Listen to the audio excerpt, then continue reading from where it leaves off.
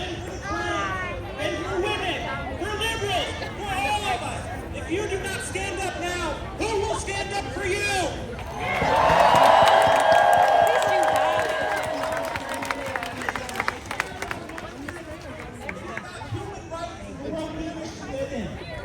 Everyone deserves a life free from persecution, to live as they choose. No one group is superior. I am running as an independent candidate for governor this year, and I know many of you will be hesitant to support me or say it is not the right time. But let me tell you this, the two-party system is what got us into this mess in the first place. Gridlock, polarization, corruption, everything is because of their selfish hoarding of power. To even appear on the ballot, I must collect 10,000 signatures from Virginia voters, a barrier both parties put in place to keep themselves entrenched. They will never willingly give up the power we gave them. We need to take it back ourselves. Voting reform will ensure all viewpoints are represented, not just those the parties deem convenient. Affordable housing and healthcare. These are fundamental issues that are used as political props, and they have gone unaddressed for far too long. So I stand here today to ask you for your help. Sign my petition. Help spread the word. Volunteer. Anything you can do to help tip the balance of power away from the powerful few. Thank you all. This fight will never be easy, but it is one we must fight.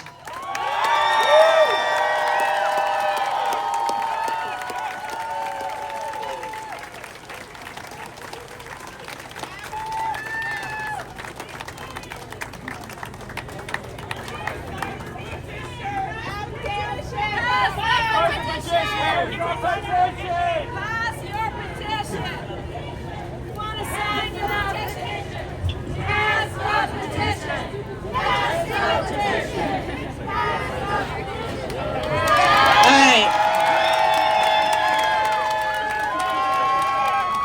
right. Quick announcement. We have a medic up here, so if you guys are in need of medical help, please let us know. Our next speaker is going to be Josue Castillo from the New Virginia Majority. Please give him a very warm welcome.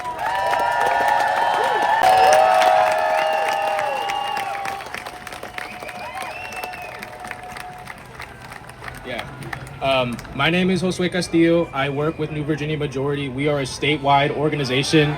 We fight. My name is Josue Castillo. I'm a community organizer with New Virginia Majority. We are a statewide organization. We fight for the working class, for people of color across the state of Virginia. And since 2020, we were on a campaign called the Driver's License Privilege Card Campaign. I'm not sure how many are familiar with that, but now in Virginia, if you're undocumented, you can get a driver's privilege card. That's helped a lot of our community members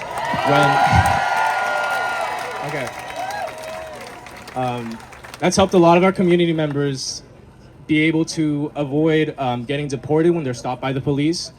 We did that because we had the support of our neighbors. We do a lot of base building. In Richmond, we're working on a housing campaign.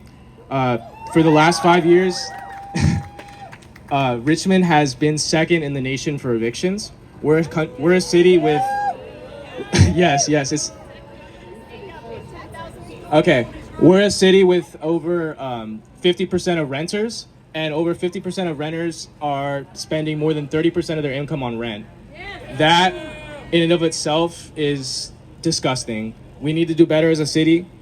We've been organizing tenants, immigrants, people of color across Richmond for the last 5 years to fight for more protections. Right now we're fighting for the Family Crisis Fund. It's a fund that gives up to $2,500 for families in crisis. We're fighting for that fund because we need protections. We know that there's been attacks on a lot of federal funding for assistance programs.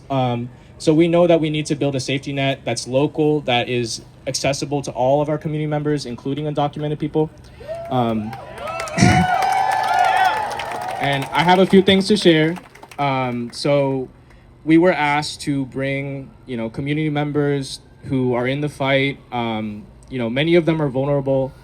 The truth is, when we've talked to our members, they're scared. They know that there's been attacks on immigrants for expressing their freedom of speech. You know, we've seen everything from disappearances of academics. We've seen union leaders get deported. And so because of that fear, because of that intimidation that the state is pushing on our communities, they've only felt comfortable sharing their words anonymously. So I'm going to read some of them here.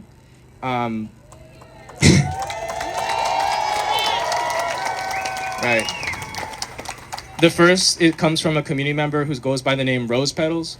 What is occurring in this country represents a massive clash in philosophy, the clash between the belief that humans' rights are present for some and the belief that human rights are present for all of us. It is horrifying to watch and to justify the abandonment of due process for people in the country solely because they don't have the privilege of citizenship. People should not be considered criminals in this country that claims to abide by the American value of innocence until proven guilty. We want to struggle here for the best of American values. We are here for free speech, freedom of press, the freedom to uphold the protections available in our court. We are here to echo the words of the Founding Fathers, right? That claim that tyranny comes to the land shall do so under the guise of fighting a foreign enemy. When they tell us that we should pledge of allegiance, they should live up to that ideal that liberty and justice is for all, not just for citizens, not just for descendants of Europeans and the wealthy. And yes, even for those accused of crimes. It should especially be present for those of us in tired and huddled masses yearning to breathe free from oppression in lands forced onto them by centuries of U.S. imperialism.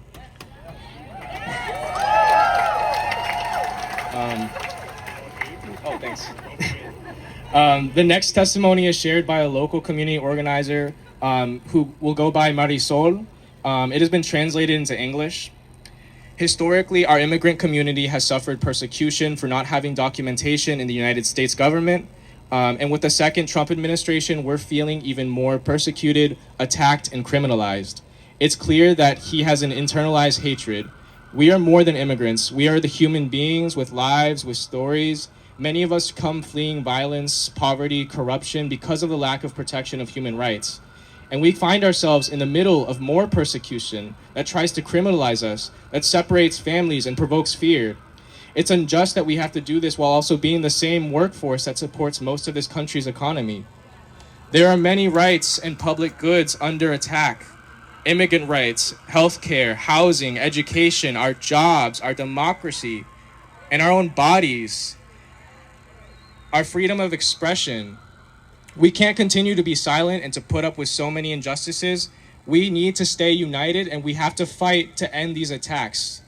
We deserve justice, we deserve liberty, we deserve dignity and the respect from those we love.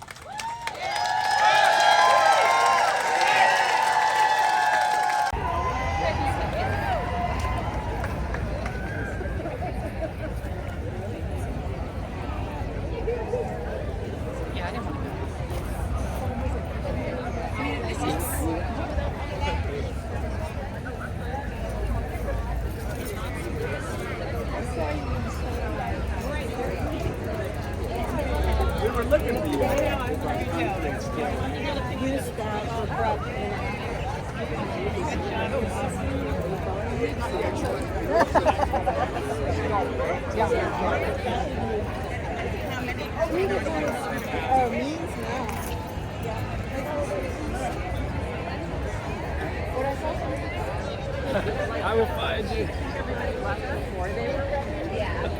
Warm.